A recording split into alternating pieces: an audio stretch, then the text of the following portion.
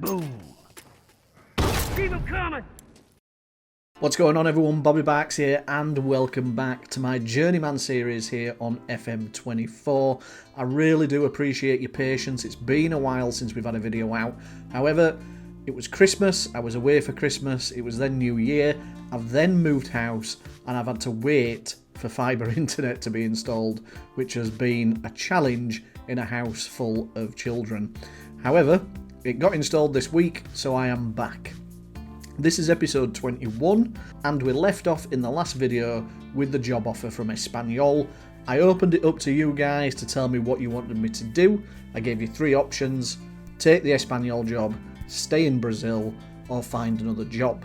The majority of you voted for me to find another job, and the one on the horizon was Monaco, I think, at the time. However, I applied for the Monaco job and I didn't get an interview. They just completely fobbed me off. Already had made a decision, I think, to go with somebody else, even though I could still apply for it. So then it was torn between staying with Sao Paulo in Brazil or joining Espanyol, and those results were tied in the vote that I put out to you. So I decided I'd stay with Sao Paulo because that was my preference. I preferred to stay with Sao Paulo. I think I mentioned that in the last video, and I want to give it one more season here in Brazil, and I'm glad I did, because we've had a very, very productive off-season in shaping this squad into a dominant team here in Brazil. So this is the squad as we left it, sorted by average ratings. So we had quite a good squad already, but it just needed touching up a little bit in some key areas. So what I'll do now is I'll jump forward to the start of the new season, just before we start the Sao Paulo State Championships, and show you what business we've done in the off-season. So the only player of note to leave is Kike. We bought him last season for 11.75 million from Flamengo. However, Watford came in and activated his release clause, which was 16 million. So he wasn't fantastic, he was good, he was a fairly stable member of the first 11, but he's a player that we could probably improve on, and the 16 million will go a long way to helping achieve that. Now, release clauses in Brazil are probably the biggest drawback. It's a struggle to get a player contracted to your team without having a release clause, and they normally have two different release clauses, one for domestic clubs, which is quite high to be fair. However, the one for foreign clubs is normally low, and Kike, 16 million, it's a decent offer. Would I have taken it if the release clause wasn't there? I don't know, probably not. But it's forced me into a position where I've got to go look for other central defenders, and I think we've managed to improve on what we already had. So the first player I bought was Dede. Bought him from RB Leipzig in Germany for 2.1 million. He's a defender and a defensive midfielder. So his primary role is defensive midfielder, but he can cover centre-back as well. So he'll predominantly be used as that DM, but he gives me that cover at centre-back as well. Freddy Martinez and Alexandro Ribas, both left-back / left wingers. So I've got very good cover there now on the left-hand side. We obviously had Ginola playing as the left winger, and we have Bale there as well, but Bale is probably going to leave. He's also got a release clause that people are interested in, and is getting a lot of attention from Europe. So he's probably going to go out. 12.5 million for Ribas was quite expensive, but he's going to be a fantastic addition to the squad and give us that squad depth to be able to challenge on all fronts.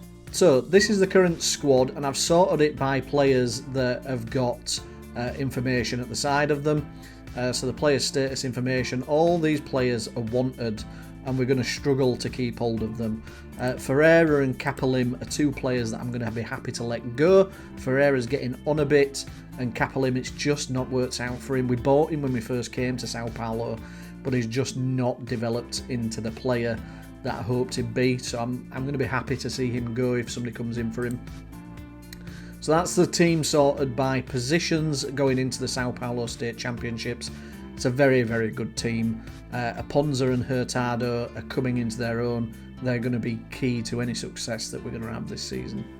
So I've jumped forward to the end of the Sao Paulo State Championships. And last season, if you recall, we lost in the final. We went all season unbeaten. I think we won every game, or close to every game, and then we lost to Santos in the final, which was highly disappointing.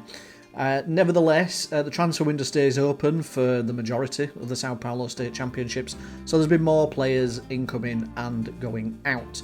So looking at the outs first, Kaike was the last one that we showed you, which is there. Everyone else afterwards has now departed. Some obscure players on loan and minimal fees. Aaron there, 1.1 million. Claudio Maida there for 950,000. Reserve players that we managed to fetch a fee for. Kapalim went to Flamengo for 3.5 million. If you recall, I said he'd be somebody that I wouldn't mind leaving. Bale went to Liverpool. They activated his minimum fee release clause. Patrick was just a reserve player. Matthias Ferreira, he was our starting DM, but he's now gone. He was getting quite on in terms of age, so we've let him go for up to 11 million, and then a few more loans going out there from the reserves and youth team. So in terms of players that we've bought in, Rebus was the last one that I showed you. We've then bought Musa Okwara, who was a freebie.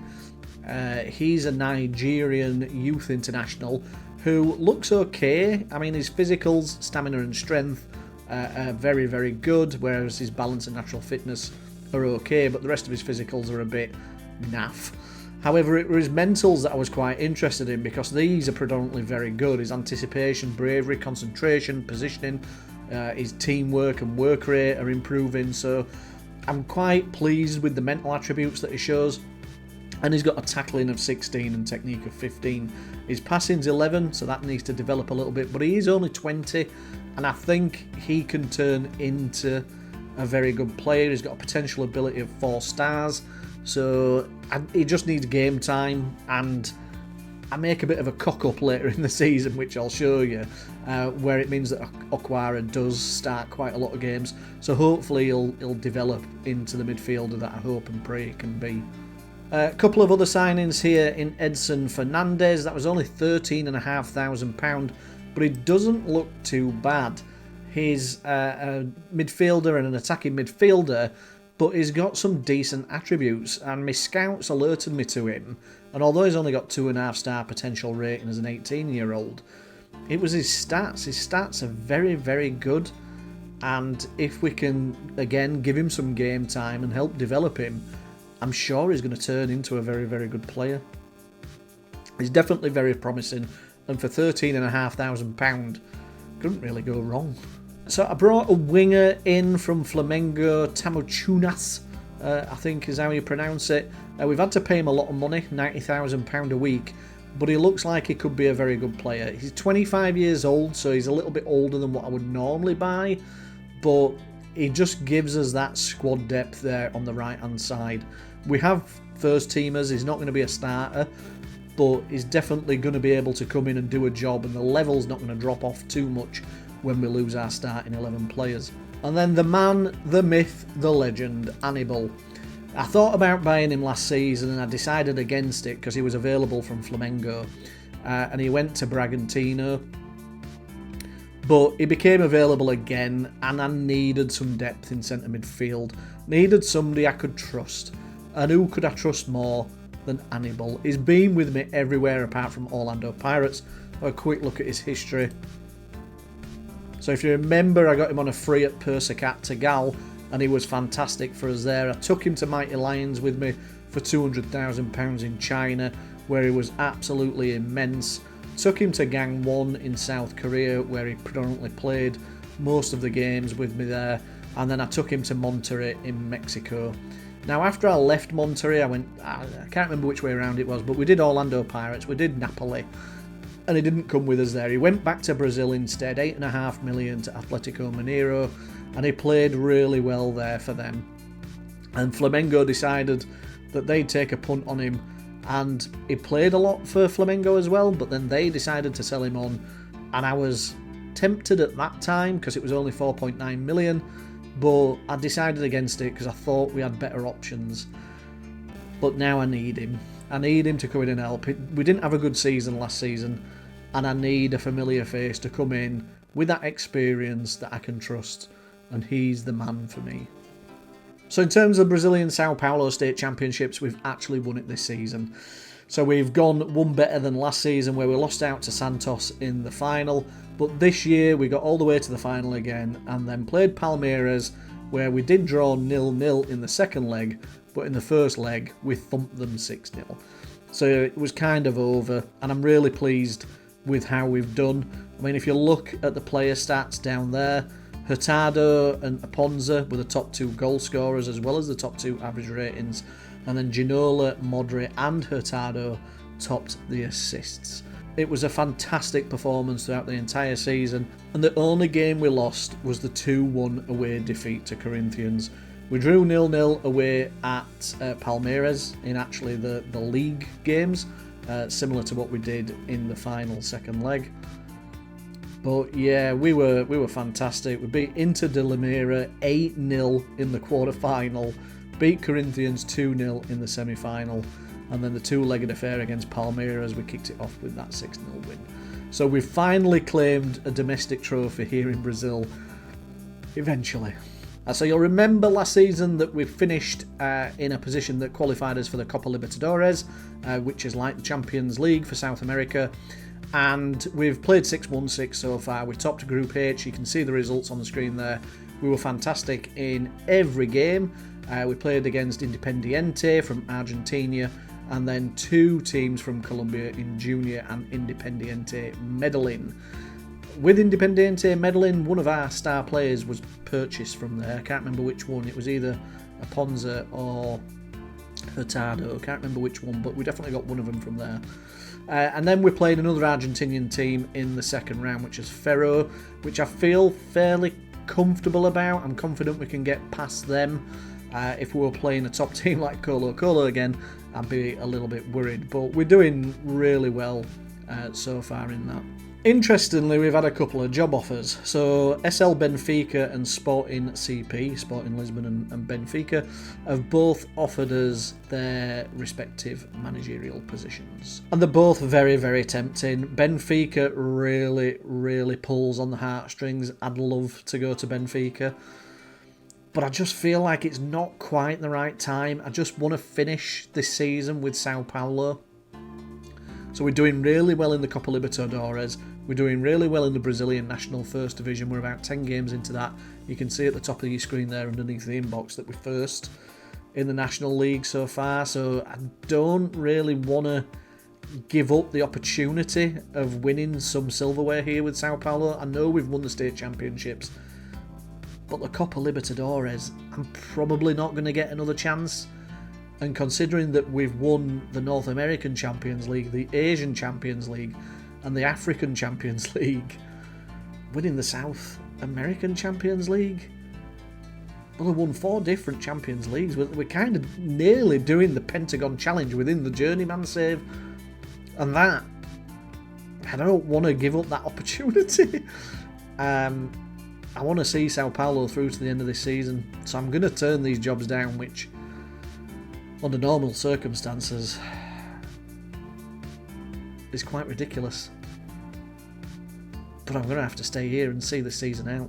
Okay, I've jumped forward now to the 9th of October, and I just wanted to show you this because I didn't realise this happened in Brazil, but they have elections for presidents, similar to what they do in Spain with like the Barcelonas and the Real Madrids. And Antoniel Alves de Oliveira, who was our president, has won a second term here, which was all a bit news to me. I didn't realise it was ongoing, and then I got this little pop-up telling me that he's staying on as president, which is nice because he loves the club and he's been very supportive of me. Every time that we've had a job offer, he's come to me and said, what do we need to do to keep you? And when the Benfica and the Sporting Lisbon jobs were coming up, they agreed to increase the youth facilities, which was great because that's what I said I needed to stay, and they did it. So I stayed. So he sent me a personal message following the elections, which is he wants to thank me for my patience during what's been a stressful time for everyone involved at the club. No plans to provide the club with any investment at this stage, which is nice of him. However, a director has left the club following the election, and we have a replacement. I'm not too fussed about the investment in the financial side. I'll show you the finances here in Sao Paulo, and they are very good. Brazil seems to be quite rich when it comes to football. So we have an overall balance of 66.5 million. We actually have a transfer budget of 72 million. So I've not gone daft with the transfer budget. And I will show you some more ins and outs because we have had another transfer window. So I'll jump into that in a second. But yeah, I've not gone daft with the transfers because you can pick up players for low values here in Brazil. So I've not really needed to go out and spend a lot of money. There's been a couple of players where I've spent a bit, but you know, in general, you can build a very good squad here without spending a lot of money. So in terms of transfers, ins and outs, so you'll see on the left-hand side there that I've bought in 2 players in July, which were Matthias and Sirio. Now, if you remember earlier in the video, I said to you that I'd made a bit of a cock-up when it came to centre midfield, which means Okwara ended up starting a few games. And that was because I didn't realise that there was this rule here in Brazil that if you've played 7 games in a particular competition and then you transfer to another club in Brazil, you're actually ineligible to play in the competition that you've already played 7 games in. Yeah, so when I brought Matthias and Sirio to the club, I thought I was bringing them in as first team starters, but I couldn't play any of them in the league. I could play them in the Brazilian Cup and I could play them in the Copa Libertadores, but I couldn't play them in the league, which was highly frustrating. So Okwara got quite a lot of starts in the league, and so too did Hannibal, because they were my only 2 centre midfielders left. So in terms of players out, you've seen most of these, but it is worth noting, I think you saw the Ferreira one. So from here, Cristino went to QPR for 4.4 million. He was a reserve team player, didn't really play for me. Machuca was one of my centre midfielders. I had 2 Argentinian centre midfielders, and I think I gave them nicknames of one as Ricky and one as Villa. Ricky Villa from Tottenham. So Machuca was one of them. Atlanta triggered his release clause, 17.25 million. He went. Jonathan Ray was a player that I bought when I first came to Sao Paulo. Didn't work out for him. We've got his money back for him though, so he's gone. Carioca has gone to Brighton for 20 million. He was a centre midfielder, one of his best centre midfielders. He's gone. He had that release clause of 20 million, so that was unfortunate. Basualdo's gone to QPR for 6.5 million. He was the other Argentinian centre midfielder, Ricky and Villa, the 2 of them. Palacios has gone out on loan. Rafael VDV's gone out on loan. Thiago dos Santos was just a youth player. He's gone for minimal fee. And Pereira went for up to 7.25 million. He was a striker, pretty decent stats to be fair, but not the type of stats I want. I like finishing and composure in my strikers, and I had better options, far better options than him, and he was coming up, I think he came up through the youths, yeah he did, and he just didn't really get much of a sniff for me, so I'll let him go for 5.5 million, which nice little profit from the youth team there. So yeah, that's the transfers ins and outs. Let's show you where we're at in the cup competitions. So when it comes to the Brazilian Cup, we're through to the final. We had a little bit of a hiccup there against Atlético Paranaense, where we lost 3-2 away, which was a bit frustrating, but I thought we'd turn it around at home, and we did. We had a comfortable 4-0 win. We had a good result against Palmeiras in the 4th round. Really pleased that we managed to turn those over, and then we had a good result against Santos, beating them both home and away. They've dropped a little bit this season, and they were a very good side last season, but they've dropped off, and we've taken advantage of that. So after we beat Palmeiras and Santos, which were 2 fantastic teams, both obviously in the Sao Paulo state, rival teams, to then lose to Paranaense in that first leg, I was panicking a little bit.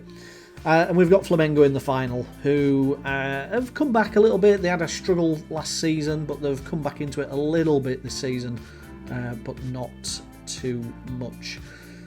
So in terms of the Copa Libertadores, I feel like we've had a fairly easy run to the final. So when we played the Sudamericano, I think I told you at the time when we got Colo-Colo in the second round that we've been drawn against a fantastic team.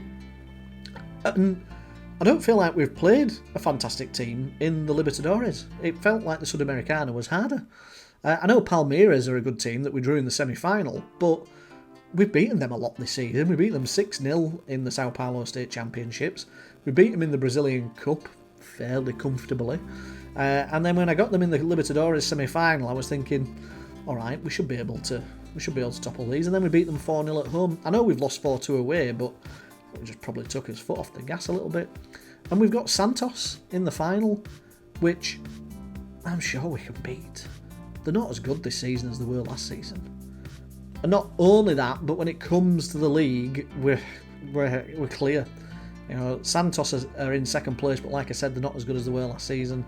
Palmeiras are in third, way off.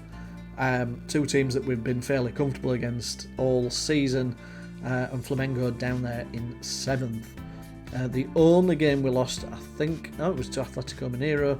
Then we lost 2-0 away. We've drawn a lot of games, most of them away from home, but a few home draws there against BAH, Botafogo and Paranese, and an away draw at Santos, which was a good point. Okay, I've jumped forward now to the 21st of November, and we're about to go play the Copa Libertadores final against Santos. I put the league table up first. You can see that we've won it extremely comfortably. We still have 2 games left to play, but we're 12 points clear. We did lose another game, which was away to Palmeiras, and we did draw another game, which was home to Vasco da Gama. But other than that, it's been a straight step towards the trophy.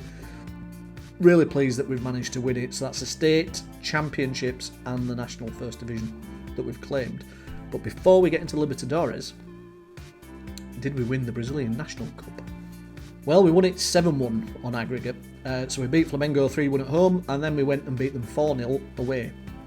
Again, don't know why they play it over 2 legs, the final, but they do. And we were fantastic. Comfortable win. So that's State Championships, Brazilian Cup, and the Brazilian National First Division, the domestic treble. Couldn't be happier, but it's time to play that Libertadores final and hopefully make it a quadruple for the season, but also a Champions League quadruple in 4 different continents. So here we are. And we have a pretty much first team out other than the goalkeeper, who's away on international duty, I think. So we have the reserve keeper in the team. But I'm still confident. We have a strong side out. And I know Santos finished second, or will finish second. Sirio. Walker. Sirio. You might be able to hear my dog barking. He's off in the other room there, keeping guard by the window, barking at anyone that walks past. Hannibal plays it back to Sirio. Hurtado puts it in. It could have been offside there, though, to be fair.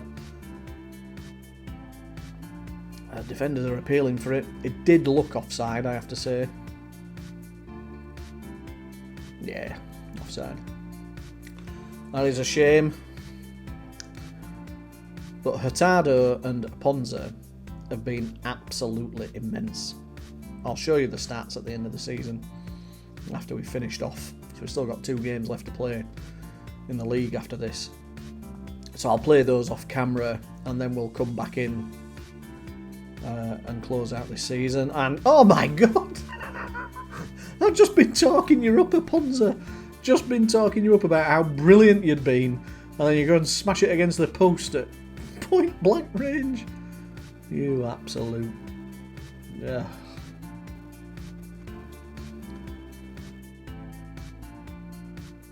Walker to Dede. Toby. Oh, he's been robbed. Perez has robbed him.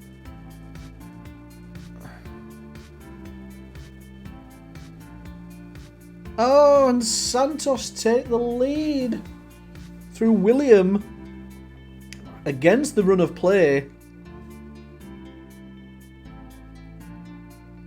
Felt like it was against run of play to me, but it is what it is. Hannibal, best performer. What a man, what a man, what a man. Okay, we fired him up a little bit for this second half. Let's get it on. Come on, boys. We can do this. We can do this. Oh, Santos have got a corner. Ball's come back in. Ponza clears to Ginola. Go on, have a run at him. Have a run at him. Go on, have a run. He's played it in Sirio. He's struggling. He's carrying a knock. Hurtado. Oh. Dede picks it up though. Ginola. Sirio. Hurtado played it through to a Ponza. And it's a great save from their keeper. Smashed it, did a Ponza there, but wonderful save. Ginola's going to put the corner in. And goes to a Ponza, back to Ginola, back to a Ponza. Gets tackled. And the chance has gone. Let's give him a... Let's fire him up, come on. Ponza's not having a particularly great game, is he?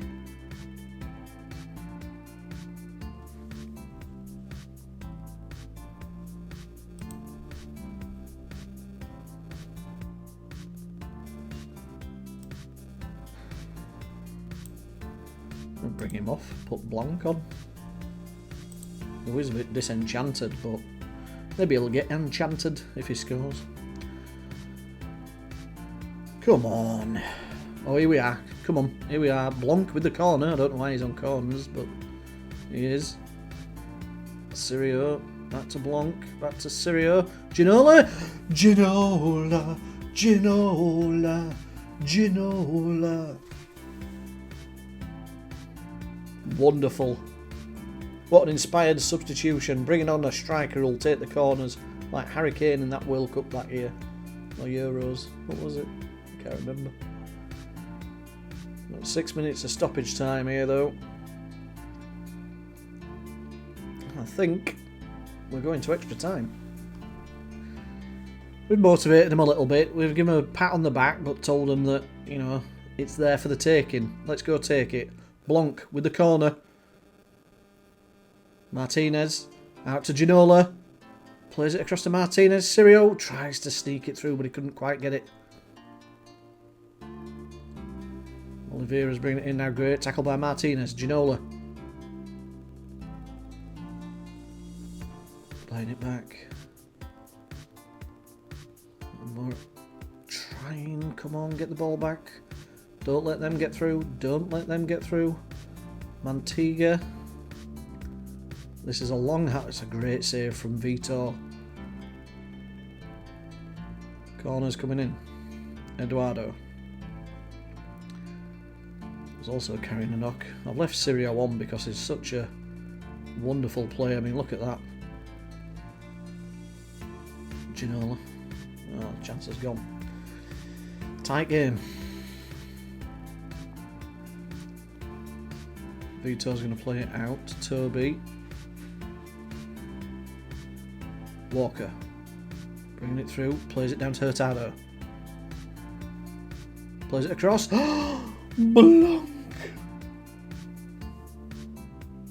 What an inspired substitution. I didn't really want to take a Ponza off because he has been immense all season leading that line, but he's just having an off game. And we've brought Blanc on, who is a youth team graduate, come up through the youths. He's a Sao Paulo fan. Hurtado's having a great game. Look at that, 8.8 out there on the right. Vitor again, playing it short again. Kurtz plays it through to Hannibal. Martinez, Dede nearly lost it, but managed to get it back out. Hannibal, trusted centre midfielder. Dede. Oreo, this is great stuff. Blanc, oh, gives it away. And here comes Santos on the counter. Oh, it's too easy that he went round Walker there. Too easy, but we're getting there. Stoppage time is here, and that is it. We are South American champions, our 4th Champions League One in each continent, just Europe left to conquer. And surely that has to be our next step. Sao Paulo is done. Brazil is done. South America is done. We've had a brief stint in Europe at Napoli. It's time to go back to European football. But we're going to celebrate this first. The Copa Libertadores, it is a tough competition to win, but we've done it at the first time of asking. So here we are, sorted by average rating. Darlan Meligini is in second, but he only played one game and he got an assist, which is why he got a 7.5 average rating. Sirio played 14 games, 5 goals, 5 assists. He's going to be a dominant player for Sao Paulo going forward, now that they'll be able to register him to play in the first division as well. But when you look at the goals, and this is why I'm surprised that they weren't in the top goal scorers, but Ponza and Hurtado scored 89 goals between them.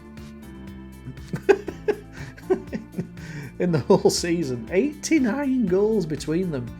What fantastic talents they've been.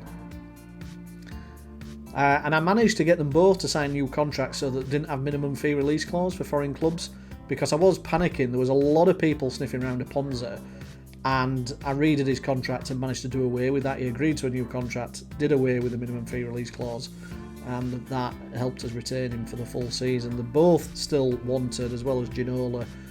Ginola's agent has just been asked for a new contract for his player. Colo-Colo are interested in, which is funny. Hurtado is wanted by 19 clubs.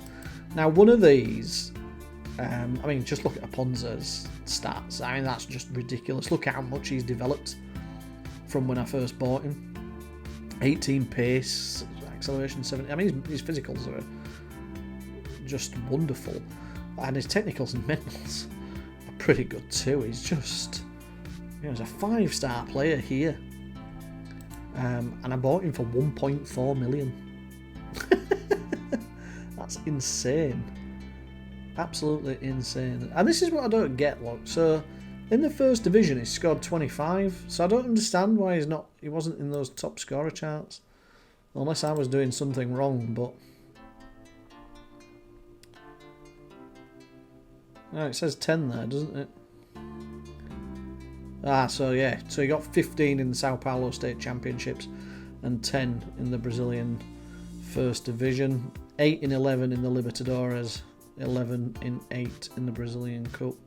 44 goals in total. But he's probably going to move on. They'll get big money for him. In fact, wherever I go, I might look at trying to take him. And then Hurtado's stats are pretty good as well. He's such a fabulous player. So we bought him for 3.5 million from Atlético Nacional. And Aponza must have been the one that we bought from, Independiente Medellin, who were in our group, weren't they, in the Copa Libertadores. Let me show you Hugo. I mean, he's made 70 appearances. He was missing, he must have been injured. I thought he was away on international duty, because that's been, he's missed a few games from international duty, but he was injured, wasn't he, for the Libertadores final. Look how good he is. Look at how good his stats have developed. He is a world-class goalkeeper. Somebody's going to sign him, and he's going to be world-class. Benfica, ironically, are interested in him. But Uruguayan, 23 caps, and he's only 21 years old, and kept 20 clean sheets in the league, and he only played 34. There's only 14 games that he conceded a goal. That's amazing. Absolutely amazing. Conceded a few in the Libertadores. Conceded 14 in 12, but yeah. What a keeper. Look at the stats, man. I just can't get over it. Brilliant. So I think Hugo, as well as Aponza and Hurtado, will end up moving on. 3 players certainly to keep an eye on as we move on and see where they end up. So these are the jobs that are available at the minute. And do any of them stick out as a place I'd like to go? Probably not. I don't want to go to England yet, although the Tottenham job is available. That might be tempting. I kind of wanted to finish in Tottenham. Being a Spurs fan, I wanted to finish the Journeyman at Tottenham and just close it out there. My next step really, I was thinking in my head to go to like a Benfica or an Ajax or a Dortmund or a Monaco / Marseille, you know, that type of club I'd like to go to. I don't really want to go back to Italy. Germany, Werder Bremen jobs available, but it's not really a club that appeals to me. They've got no money whatsoever. Wolfsburg's a team that might appeal to me in the Bundesliga, as well as Leverkusen. I wouldn't mind something like that. FC20 is available in the Eredivisie, but no, none of those really appeal to me. But what I am going to do is I will resign from Sao Paulo, because we're still the Belgian manager, and I know I've not shown you anything for Belgium as yet, but I will show you that in the next video, because we've been doing World Cup qualifiers, and in 2038 there is a World Cup that I'll hopefully still be the Belgian manager for, and we'll do it in the same way that we did the Euros, where we do special episodes just dedicated to the Belgian international tournament. So not showing you anything there yet, but I'm confident we'll qualify and that we'll be able to do World Cup special videos for you. So that is it. Thank you for tuning in. Like I said at the start of the video, I appreciate your patience between the last video and now. We have some other Football Manager series coming out. Director of Football Challenge with Manchester United will be out as well shortly. And then we've got a couple of other videos. Crystal Palace, I've been doing an English player only challenge there. If you remember, for anyone that watched it, I did a FM23 series where I was Chelsea. I could only buy English players, and we had to try and win everything possible with an English only team. It was quite easy. I think I gave myself 10 seasons maybe, and I did it in 5. So Crystal Palace is more of a challenge to try and do it with those, because they have some decent English players, don't they, at the start of the game, like Henderson, Tyreek Mitchell, Michael Elise, Eberezer, Eze, Mark Gahey. So some good players out at Crystal Palace that we just need to try and expand on and build on. So that is another challenge that I'm doing. And then once the January transfer window is closed in real life and we get an update with all the January transfers, I've got a couple of other series in mind that I want to do. And by that time, I'm thinking the Journeyman, hoping there'll not be that many more episodes of this. I'm thinking maybe 6 at the most, but we'll see how we get on. Thank you again for watching. I really appreciate you giving up your time to watch these videos. Please like, please subscribe, help grow this channel and see where it can go with Football Manager content. Thank you very much. Enjoy your day, and bye for now.